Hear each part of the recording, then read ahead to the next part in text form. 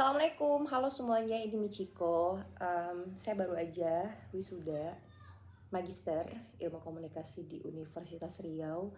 Dan 2 tahun lalu, waktu 2 atau 3 tahun lalu saat saya mulai riset soal prodi ini, saya tuh sebenarnya agak kesulitan menemukan informasi publik yang bisa saya akses soal detail dari proses pendaftaran, proses perkuliahan, dan lain sebagainya. Makanya saya buat video ini yang mana tahu bermanfaat untuk yang pengen lanjut studi di S2 Ilmu Komunikasi Universitas Riau. Tadi saya coba bikin question box di Instagram baru 4 menit yang lalu sih, jadi belum ada pertanyaan. Tapi saya akan coba menjelaskan dalam 3 poin utama. Pertama, saya mau cerita soal proses seleksi. Yang kedua, saya mau cerita proses perkuliahan. Yang ketiga adalah syarat kelulusan. Jadi kita mulai dari proses seleksi ya. Proses seleksinya itu pastinya dimulai dengan mendaftar lewat situs penerimaan mahasiswa baru Universitas Riau. Jadi ada sejumlah data yang harus kita isi ya, identitas umum, terus kayak asal jurusan, bahkan mungkin yang bisa saya highlight adalah rekomendasi atau referensi kita itu dari siapa. Waktu itu saya coba kontak dosen saya saat S1 dulu dan kemudian meminta kesediaan beliau untuk menjadi referensi. Mohon maaf, referensi saya di aplikasi pendaftaran. Gak berbentuk surat sih, hanya nama, terus kemudian nomor HP sama jabatan, itu sih kemarin. Nah, terus kita mesti bayar berapa tuh pendaftarannya? Bayarnya 750.000 untuk 1 orang. Setelah pendaftaran kita akan dipanggil untuk wawancara. Wawancara itu waktu itu dengan dosennya Kaprodi, iya Kajur kala itu, ditanyakan seputar aktivitasnya apa, kemudian motivasi S2, kemudian juga kalau nanti mau risetnya akan tentang apa untuk tesis. Nah, setelah melewati proses, oh my god, bentar aku lupa urutannya. Pertama kita daftar dulu nih, proses administrasi. Kedua, tes tertulis, ya ampun sampai lupa dong. Nah, tes tertulis ini adalah tes potensi akademik, semacam tes potensi akademik. Waktu itu aku coba nyari tahu juga sebenarnya bentuk soalnya gimana, ada berapa soal, itu juga nggak tahu. Nah, sayangnya aku nyesel banget sih waktu itu aku nggak mencatat jumlah soalnya berapa. Seingat aku ya ini ya, jadi itu semacam ada tes potensi akademik yang diuji tuh numerik, logika, bahasa, apa ada tes kepribadian, aku juga lupa. Dan sepertinya waktu itu ada tes wawasan kebangsaan juga. Harusnya sih contoh-contoh soalnya bisa dikasih akses ya, biar kita minimal tahu soalnya tuh apa aja gitu loh, bukan spesifik soal yang mau diujikan, tapi kisi-kisi atau gambaran sistematika soalnya seperti apa. Ya jadinya aku datang dengan persiapan apa ya, gak terlalu bersiap yang gimana-gimana banget, memang mengandalkan ilmu yang aku dapat dari semasa sekolah, dari standarnya diriku seperti apa, dan sempat beli buku TPA juga, tes potensi akademik. Kemudian aku ini baru di chat sama staff prodiku, baru bales, ternyata katanya pendaftaran itu udah naik menjadi 1 juta, enggak 750.000 lagi buat pendaftaran. Oke, good luck. Oke, jadi pendaftaran, terus ada tes tertulis, ada tes potensi akademik, sama tes wawasan kebangsaan kalau tidak salah. Kemudian kita dipanggil untuk wawancara, wawancara bersama kepala jurusan. Tadi pertanyaan udah aku sampaikan ya. Terus selang beberapa waktu, itu November, Desember, kayaknya butuh waktu 2 bulan apa 1 bulan gitu, 1-2 bulan menunggu apakah kita lulus apa tidak. Nah, kemudian sudahlah, luluslah diriku ini kan. Nah, sekarang kita masuk ke poin kedua, yaitu adalah proses perkuliahan. Proses perkuliahannya, jadwal kuliahnya itu Jumat Sabtu. Jumat itu di sore hari dari pukul 13 ya, 13 hingga pukul 17. Jadi ada 2 mata kuliah. Kalau Sabtu itu mulainya pagi hari dari pukul 8 hingga pukul 12. Dosennya siapa aja? Dosennya tentunya dari lulusan S3, doktor, macam-macam. Dosen-dosenku juga dari S1 Ilmu Komunikasi Undri. Tapi yang beda dari S1 Ilmu Komunikasi dulu adalah ada dosen-dosen dari luar jurusan Ikom yang masih terintegrasi di FISIP, atau juga dosen dari fakultas lain. Di mata kuliah komunikasi lingkungan ada dosen yang home base-nya tuh di pertanian tapi risetnya berhubungan dengan ekologi. Kemudian ada juga dosen dari FKIP khususnya sastra, bahasa dan sastra untuk mata kuliah kayak komunikasi etnik Melayu. Terus ada juga dosen yang juga praktisi gitu untuk mata kuliah komunikasi politik. Terus apalagi ya, oke, dosen udah ya, itu dosen. Mata kuliah, nah mata kuliahnya aku pengen bacain deh bentar.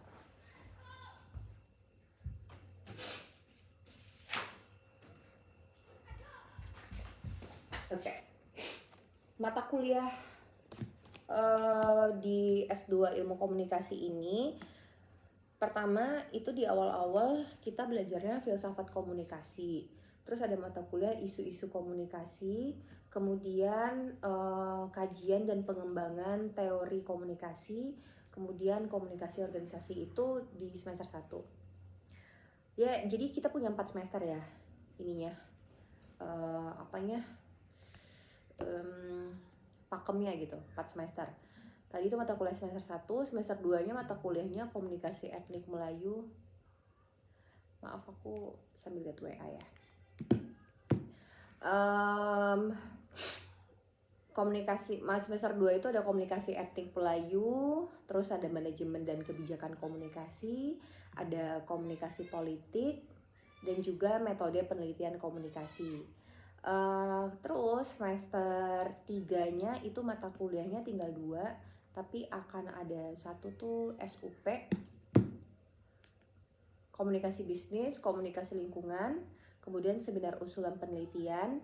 Nah biasanya di semester 4 barulah itu seminar hasil penelitian dan ujian tesis. Oke, rata-rata itu semuanya 3 SKS kecuali untuk seminar usulan penelitian dan seminar hasil itu 1 SKS, ujian tesis itu baru 4.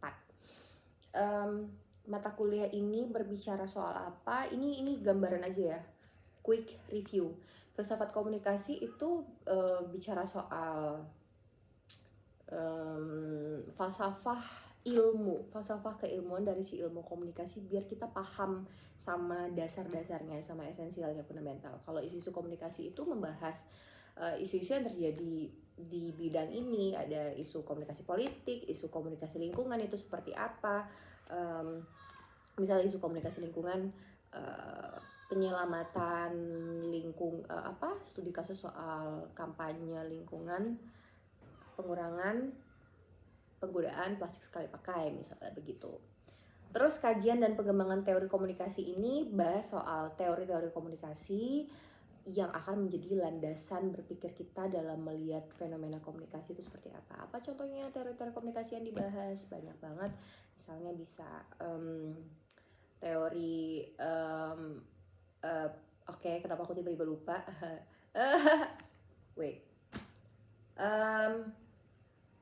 Grouping, terus teori dan lain-lain. Tiba-tiba ngeblank, maaf. Terus padahal aku suka banget sebenarnya pembahasan teori komunikasi ini. Terus komunikasi organisasi. Nah, komunikasi organisasi ini membahas tentang komunikasi yang terjadi di dimensi organisasi, baik komunikasi internalnya seperti apa, komunikasi eksternalnya seperti apa.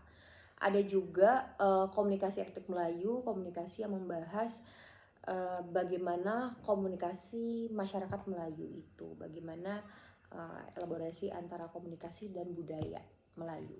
Manajemen dan kebijakan komunikasi itu ya, kalau manajemen tuh bicara soal bagaimana suatu program komunikasi bisa dikelola dengan prinsip planning, organizing, actuating dan juga controlling. Kalau kebijakan komunikasi itu banyak bahas ke ini sih, konstitusi ataupun undang-undang yang berkaitan langsung dengan sektor industri komunikasi. Komunikasi politik, oh iya aku baru ingat, kalau nggak salah tuh komunikasi politik ini pilihan. Jadi pilihannya waktu itu antara komunikasi politik atau komunikasi humas apa ya, jujur aku lupa, maaf. Tapi bisa dilihat tuh kurikulumnya, kalau di internet tuh bisa nemu apa aja mata kuliah. Terus metode penelitian komunikasi, ya ini membahas gimana cara kita nanti akan melakukan riset untuk tesis ya. Nah, komunikasi bisnis itu juga pilihan. Salah satu pilihannya kemarin komunikasi bisnis atau komunikasi pemerintahan. Dan aku ngambil komunikasi bisnis karena merasa kayaknya udah cukup aku membahas komunikasi pemerintah. Maksudnya dalam konteks pembahasan politik dan pemerintahan itu di politik aja udah. Tapi karena aku punya bisnis, jadi aku pengen belajar komunikasi bisnis. Terus komunikasi lingkungan, ini mata kuliah wajib ya, membahas bagaimana pesan-pesan lingkungan itu disampaikan dengan cara yang tepat lewat program komunikasi. Seminar usulan penelitian itu kita ujian proposal bab 1 sampai bab 3. Seminar hasil itu udah bab 1 sampai 6 tapi baru memaparkan hasil. Ujian tesis itu emang diuji tuh si tesisnya. Nanti lebih lengkapnya aku akan bahas di poin ketiga. Itu matkul ya. Terus kemudian kita beralih ke fasilitas. Fasilitasnya secara umum tuh ada gedung, kemudian ada perpus per fakultas, terus juga ada kalau kampus tuh punya perpustakaan univ. To be honest, aku tidak terlalu meng-highlight si fasilitas ini ya, karena kuliah S2 itu kayak emang kita fokus di kelas doang, dari siang sampai sore atau dari pagi sampai siang, dan kita berkumpul dengan teman-teman satu kelas kita aja, nggak ada yang sempet nongkrong ke kantin gitu karena waktu istirahatnya juga mepet, atau misalnya ke perpus atau bagaimana. Maksudnya aku tidak terlalu mengeksplor fasilitas kampus karena dulu S1 juga udah pernah, dan juga ya S2 ini kan kita juga ada kerjaan lain yang tidak hanya di kampus doang kan. Jadi memang ya fokus ke akhirnya yang paling terasa itu ya fasilitas di kelas, ada kursi, ada proyektor, ya kayak kelas pada umumnya lah ya. Terus juga ekosistem. Nah, ekosistem jadi ini sebagai tambahan, satu kelas itu kan terdiri dari 16 orang ya, 16 orang yang akhirnya diterima, dan emang segitu apa ya komposisi mahasiswa yang saat ini diterima, dan hanya satu kelas gitu. Di zamanku begitu ya, nggak tahu di zaman sekarang atau di masa depan nanti seperti apa.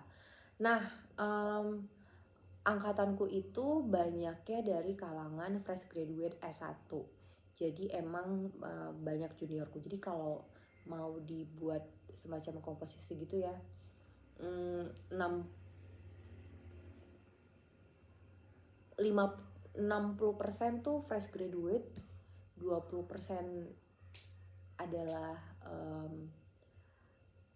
pekerja entry level dengan pengalaman 0-2 tahun udah kerja tapi masih baru kerja gitu, dan juga 20% lainnya pengalaman 5 tahun ke atas sih. Nah, ini komposisi yang menarik karena menurut dosenku makin tahun trennya itu makin yang fresh graduate S1 ini yang banyak berkuliah S2. Kalau dulu di awal-awal banyaknya memang profesional, pejabat publik atau praktisi profesional dan lain sebagainya. Oke, dan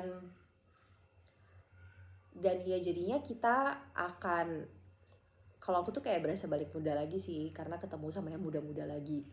Meskipun awalnya punya ekspektasi pengen belajar dengan maksudnya sekelas dengan kelompok yang lebih senior, tapi it's okay. Dan kalau dulu pas S1 kalau kita nggak ngerti kita bisa belajar bareng gitu kan, membuat satu grup belajar. Tapi aku rasa ekosistemnya di sini nggak terbangun seperti itu ya karena itu tadi ya, karena kita udah kerja juga, udah berkeluarga dan lain sebagainya. Ini dalam sudut pandang aku ya, kalau aku. Terus juga nah kalau ekosistem belajar di kelas itu bedanya S1 sama S2, dulu tuh aku kerasa banget kalau dosen pas ketika S1 itu memang relasi yang terbangun adalah dosen dan mahasiswa, kayak ada sedikit gap gitu. Tapi ini saat S2 aku merasa kayak dosen-dosen itu lebih mencoba egaliter, apa ya, komunikasinya kayak komunikasi setara, karena ya memang bahkan mungkin umur-umur dari mahasiswanya tuh ada yang lebih senior daripada si dosen itu sendiri. Jadi panggilan di kelas pun itu bapak, ibu, atau mas, mbak. Meskipun dia masih muda, dia tetap diperlakukan sebagai orang dewasa. Beda saat S1 menurutku ya, memang kadang tuh kayak masih di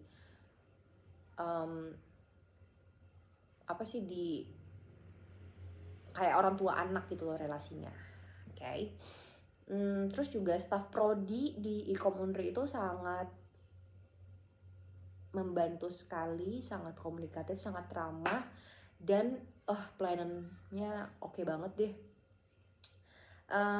Terus kemudian apalagi ya, nah beda S1 sama S2 dari segi kurikulum. Kita masih bahas proses perkuliahan ya, di poin proses perkuliahan. Beda S1 sama S2 itu, kalau S1 kita itu selain pengetahuan teoritis yang diberikan kampus, kita juga mengasah kemampuan teknis kita lewat tugas-tugas proyek gitu ya. Kalau dulu tuh di Ikom tugas bikin event, bikin majalah, bikin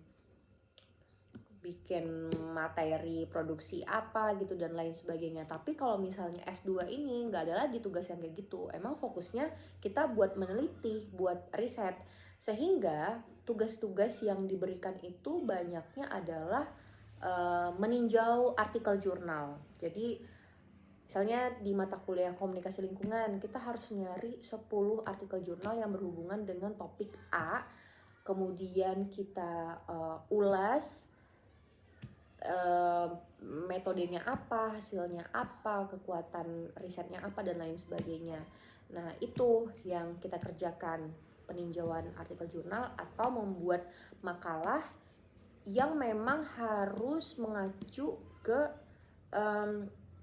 penelitian-penelitian terbaru gitu. Beda sama S1 yang mungkin tatarannya ya masih deskriptif ya, tapi kalau S2 ini lebih analitik lagi.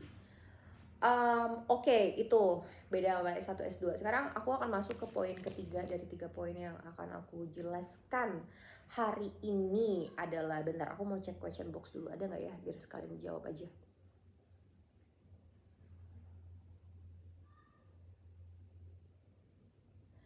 Nah,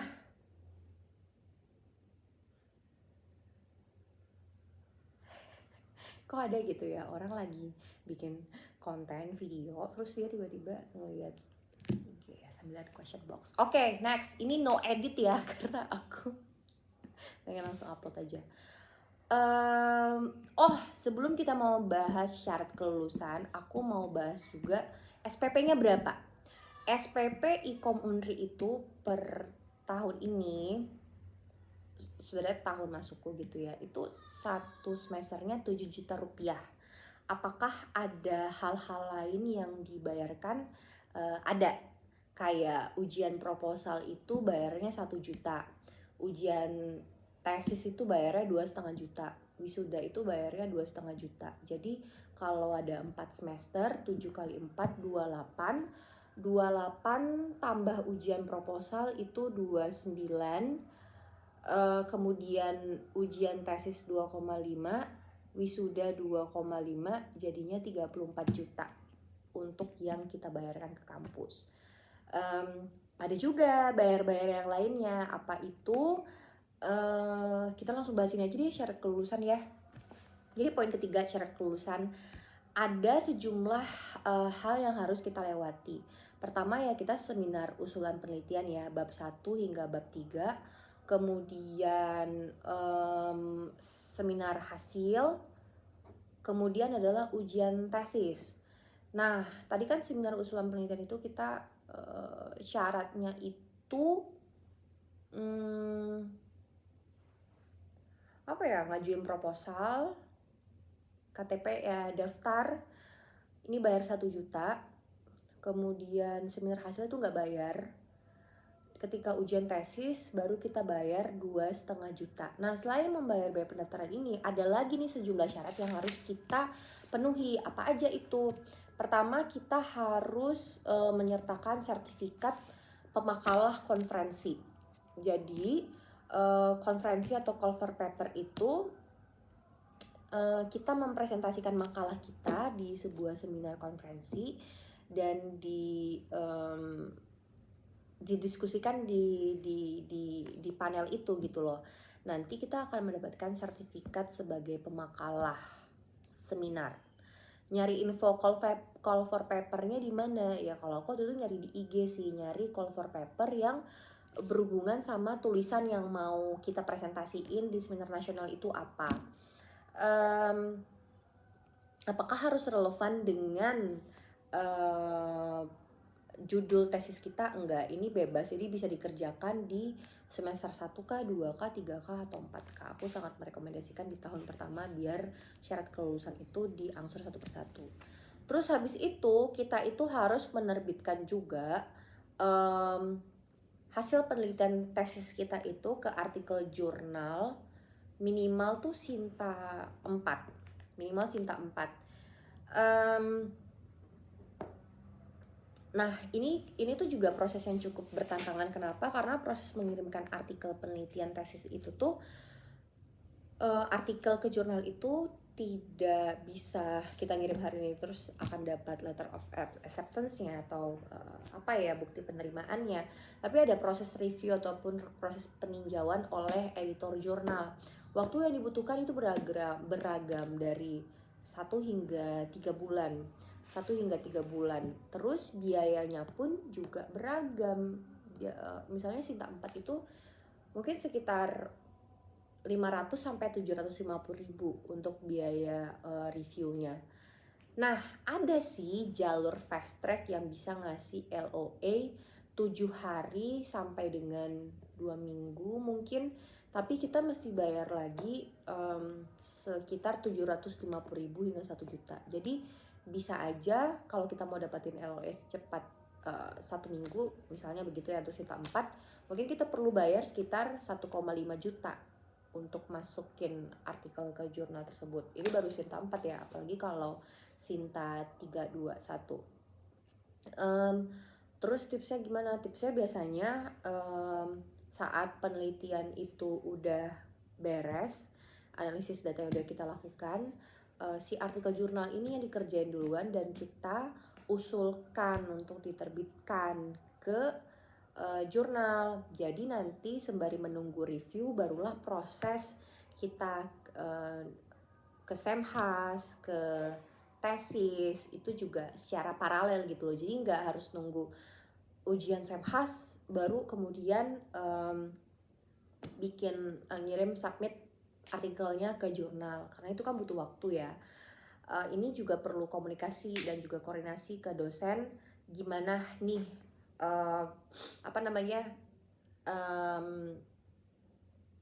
mau jurnalnya kemana, terus habis itu apakah nanti isinya bisa diterima. Karena nanti kita memang menjadi penulis pertama, tapi dosen kita itu juga akan menjadi penulis kedua dan ketiga karena mereka memang menjadi supervisor kita. Oh iya, tadi aku juga lupa sampaikan kalau di tesis ini ya, penulisan tesis ini akan ada 2 pembimbing. Kalau dulu zamanku waktu S1 Ikom Unri itu cuma 1 pembimbing doang, tapi waktu S2 ini 2 pembimbing. Pembimbing pertama biasanya fokus kepada substansi, pembimbing kedua itu perannya fokus kepada penulisan. Meskipun demikian, masing-masing dosen juga bisa memberikan saran secara vice versa gitu loh. Oke, bener gak ya? Terus apa lagi ya? Aku tuh kayaknya flu ya. Maaf ya.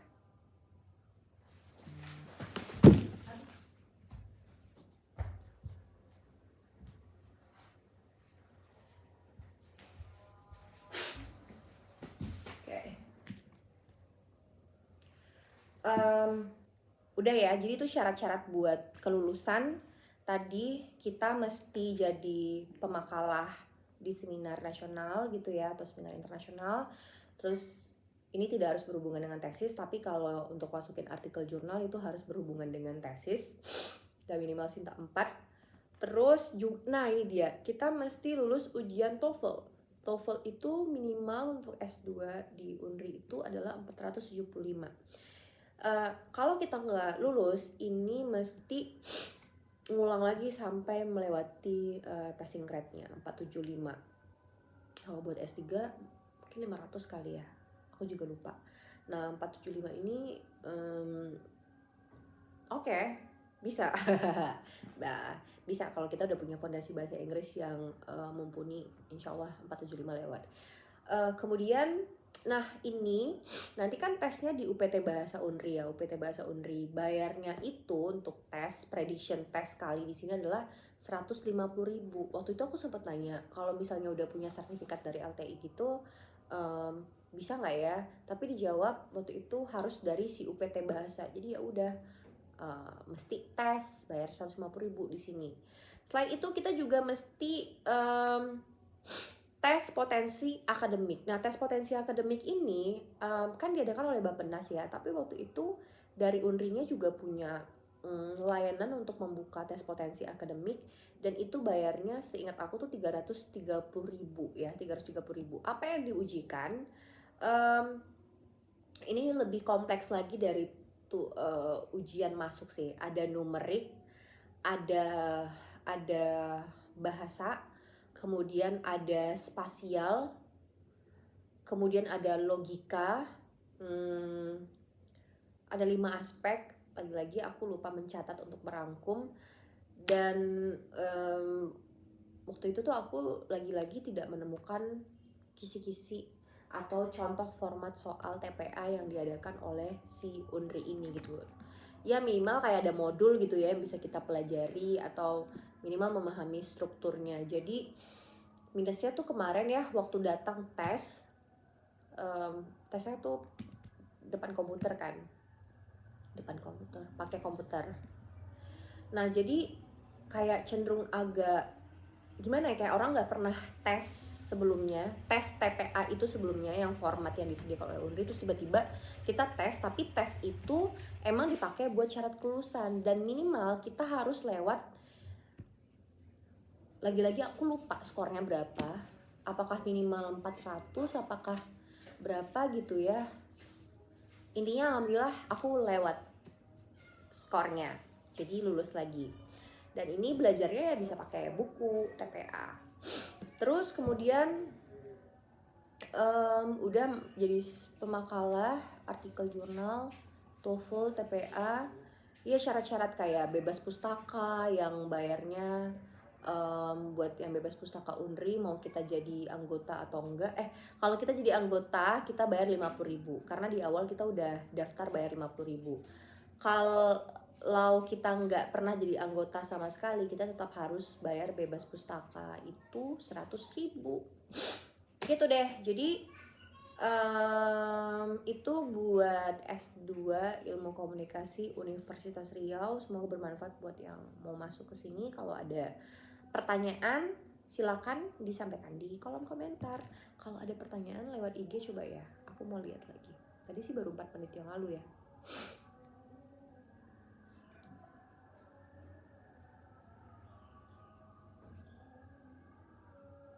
Oh oke. Sip, ini pertanyaannya lebih ke S2 secara umum. Nanti aku akan bahas. Wah ternyata udah banyak pertanyaan, tapi ini buat ini ya, buat